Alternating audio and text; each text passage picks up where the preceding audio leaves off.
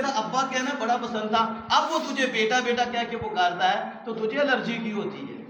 तुझे तकलीफ की होती है। इसलिए तकलीफ होती है कि तूने सीखा नहीं है, तुम्हें पता नहीं। मैंने तो पीछे ये भी बात की थी कि अब नेट का दौर है,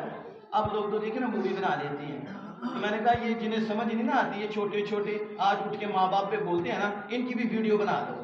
और जब ये 14-15 साल के हो ना, तो जब माँ के गर्दन ऐसे करे ना, उन्होंने कहा देख तू की है, तेरा देख गंद किस तरह साफ किया है, देख सामने जरा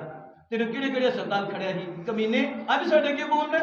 अज माँ के बोलना माँ की खिदमत, ताकि ये माजी भूल जाते ने ना, इन्हों पता ही नहीं माँ बाप ने पूरा दिन बाप काम करके आया जो घर है कि पता चला पुत्र बीमार है, थकिया आया ही घर, उन्होंने वो थकावट भी भूल गई और सारी रात दौड़ता रहा अस्पताल, सुबह फिर काम से अगे तो फिर फीस भी देनी है, डॉक्टर ने फीस भी नहीं छड़नी, तो दवाइयां का भी कुछ करना है, कभी उन्हें उधर दौड़ कभी उधर दौड़, माँ अलग परेशान, बाप अलग परेशान, रिश्तेदार अलग परेशान। ये 15-16 साल का होता है, फिर कहता है मेरे लिए किसी कुछ नहीं, और ये अजीब बातें करता। फला तकुल्लहुमा उफ़्फ़िन वला तन्हरहुमा वकुल्लहुमा क़ौलन करीमा, का झिड़कना नहीं, उन्होंने अच्छी बात कहनी है, इज्जत वाली बात, नरमी ना बात करनी है।